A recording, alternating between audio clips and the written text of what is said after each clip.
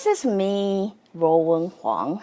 How's you guys Halloween? Halloween is usually a big holiday in my house. So as you can see, I've been crazily posting all the Halloween picture, So usually by the time Halloween finish, my husband's already thinking about what he gonna do next Halloween. So anyway, being a little bit over the top, but glad to be back. Does everybody get sick a lot during the fall? Like for me, I noticed like I love fall, but this is also the season for me to get sick all the time. Usually, partly because of school, kids, but for me, if I get sick and then I don't fully recover from it, I seem to catch other virus very easily. So it would look like I'm always sick during the fall time. So, but anyway, my little ranting. Before I start, let me introduce myself. My name is Ruowen Huang. I'm an author, spirit coach, and also a psychic. Today, I want to share with you guys a little bit about my psychic journey. There are a lot of ghost stories I can share about my psychic journey, but this one particularly I like to share with you all because I think it will later on help you apply on so many things, because throughout the time I got so many people ask me questions, right? How can they communicate with that? How can they, how can they talk to the ghosts? How can they talk to fairy? How can they talk to their higher spirit? How can they talk within themselves? How can they, know if someone's lying or not? So that's why I think I want to share with you about this particular story that I have. And this is how my higher spirit teach me. So early stage of my psychic journey, I did encounter a lot of you call ghost. So ghosts, when I say ghosts, it basically means ghosts who still believe, carry an identity when they were human. Does that make sense to you? So basically, if they, right before they die, they are Ruowen. That means after they die for a period of time, usually I would say 72 hours, someone will linger longer just based on how much they cannot let go of whatever identity they had before. But so after they die, they will still live as Ruowen. So basically what happened is at the beginning of my journey, I encountered a lot of ghosts. I believe that's because that's what I used to see when I was young. So I'm dealing with them, right? So have you guys ever wondering what language does ghost speak? Like, come on, I do, right? Aren't you always curious, like, all those psychics talk to all those ghosts, like exactly what language do they speak, right? Here, I'm gonna explain it to you. At the beginning of the stage, I encounter the ghosts who speak the same language. I hear them. It's kind of like here. It's almost like I have third year. I hear a language that they were talking, but it's always my kind of people. My kind of people mean they don't speak the language that I don't know. So after I encounter or work with ghosts for a period of time, or at least my higher spirit thing, I done what I need to do. She decided to throw me a totally different task that is called, you have to start listening with your heart. Listening with your heart now. I have no idea. Honest with you, at that time, I have no idea what she's talking about. Because I figured if any ghost would talk to me, they would somehow, somewhat have the superpower to use the language that I know and talk to me. So then I start collecting ghosts.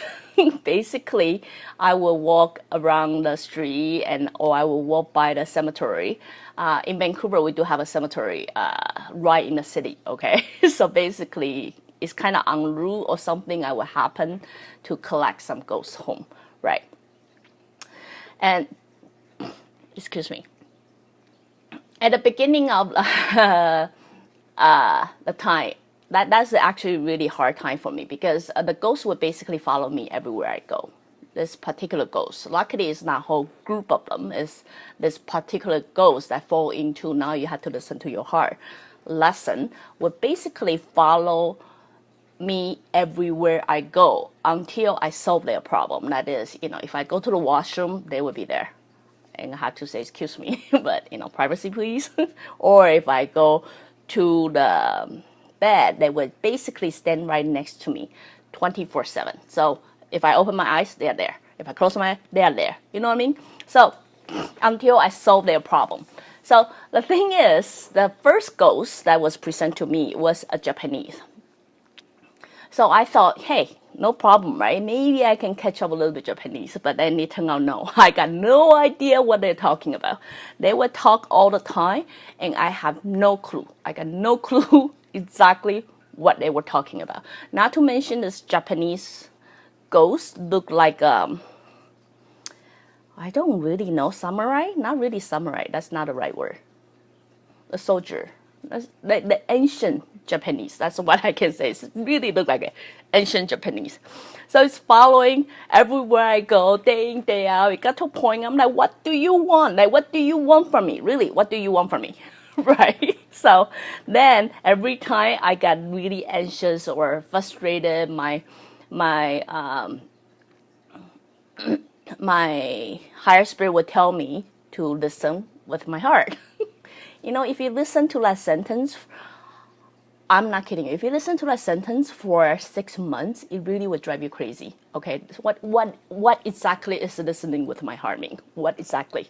Really, because I got no clue, right? So I say, my heart don't do hearing. You know, my heart feel, but it doesn't do hearing. So you need to stop telling me listening with my heart. You need to just tell me exactly what it is, right? So sure enough, I will have this Japanese not samurai. I really don't have word for it. It's just wearing armor everywhere. Everywhere I go. To a point, it was telling, I start to get the glimpse what it's like this.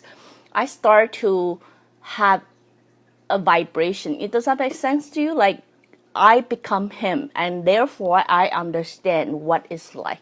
I feel him. So it's really, you probably see movie or you watch anything, say, I see you, like see you, or I feel you.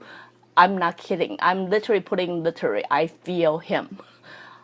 The moment you start feeling some soul or existence, then at that moment you become him. When you become him, you don't have vocabulary to describe what that feeling is. But based on your personal collective memory of it, you will find similarity that somewhere, somehow you have gone through that or you feel that. So it took me a while. My very first ghost took me really a while. That means I basically have a Japanese, I should probably feel safe because, I have a soldier right next to me everywhere I go. Not like he can protect me. But, took a while for me to start to feel that sadness that he's carrying, that emotion he's carrying. In my own collection, I call that homesick. Does that make sense to you? Because in somewhere along my journey, I feel exactly the same. To be overseas and feel homesick and to want to go home, right? So that's a vibration I start to feel. And then I start to questioning him, like, do you want to go home? like, is that what you want? Like, what can I do? What can I do? I mean, I don't know where your home is. The chances, if you go home, everybody probably already died already. So I'm not quite sure how I can do that for you. You know what I mean? So sure enough, as soon as I start feeling that, or I got the right answer, my higher spirit would then teach me or guide me through how can I, send a ghost like this, like wandering ghost like this home, right? So that's another thing I'm going to talk about some other time, not today. So after that, I thought I done my test. Hey, I kind of got an idea how to listen to my heart. Not quite. Like just beginning, right? Later on, not long after I sent this ghost home and thought, hey, I finally got my lesson. I collect a white ghost. A white ghost means it look white, but he definitely not speaking English. And then now I go from a samurai to a Caucasian ghost that's following me everywhere. So that again, I will have to, try to figure out what it is that he wants, right? So through a journey, and this time shorter than the last one, I start because I kind of have experience of the first one, so the second one kind of a little bit quicker, but it still take a while. Understand someone just continue talking, always crying, right? See, ghost is not happy soul. They always linger on to whatever that is, like, you know, they couldn't let go or things like that in the past, before they alive, right? So after they die, they still linger on. They still have that emotion. So I have this ghost wherever I go. It's following me wherever I go. Every time I sleep, it's so weird. Every time I sleep, they're always standing next to me. Really, what exactly do they expecting from me, right? So took a while for me to realize before he died, he wanted to go somewhere very important to him, and then he is missing something, right? And he now is panicked. He can never find things. So for me, with a ghost like that, I'm not sending him anywhere. I have to talk to him and let go of things, you know, let it go, really. Whatever that thing is not meant to be there, not meant to get there. So I have to have a serious conversation with this guy. So you must understand, listening with heart is really hard because I've tried to communicate, to feel what it is, to search my own database to figure it out if within my own database I too have experienced something like this too. After I collect that memory, I very much had to verify with the whatever ghost I'm talking to, is this what you want? Is this the feeling that you're feeling? Right? Because I don't speak your language, but I'm gonna try to see, is this emotion same as yours? Right? So afterward, got that all done, right? My third task, that's pretty much toward the end of this lesson called Listening with Your Heart. I was sent a Chinese. So this time it was Chinese person. I'm like, oh great, finally, the end of my journey. See, I must done my lesson. Right, so I was sent a Chinese. So this time, hey, it must be a reward. It must be a reward lesson. So it must be much easier, right? Wrong. I was sent a Chinese that's faceless. Faceless. You know, when you can see someone's expression and then you don't understand the language, you can kind of guess. Does that make sense to you? You can kind of guess what it is they're feeling. When you're seeing someone's face that's totally blank, and then they don't speak, obviously they cannot speak, and obviously they don't have expression to show it to you, you really got no clue. You really got no clue what to say or what it is that they want from you. But anyway, I end up having this Chinese guy right next to me day in and day out. I'm seeing a faceless face. A lot of time I get spooked out, right? If you guys wondering, for a period of time, I really, really don't like to go out. If you ask my husband, he vaguely remember that because of this. I'm always collecting ghosts that I don't want to encounter. But anyway, so with this faceless man, I have various experience from the previous couple guy, not those two guys, actually more little experience. I start to have a feeling, okay, in order for me to understand you, I actually have to become you. That is, I have to take in all the vibration, all the feeling, or all the sensation that you have. Based on that feeling, I go to my collective memory to figure out, do I ever have this? Do I ever have that feeling? You know what I mean? So the same thing with this faceless ghost. The reason it's faceless is obviously somehow, some way he was going to somewhere cliff and he's falling down from the cliff, and then therefore that fall somehow ruined all his face. So I end up having a faceless guy. So anyway, after talking to him, I don't really remember exactly what issue that he was having. I think he was having some kind of worry or something. So I end up have to coach him again. Coach your faceless guy.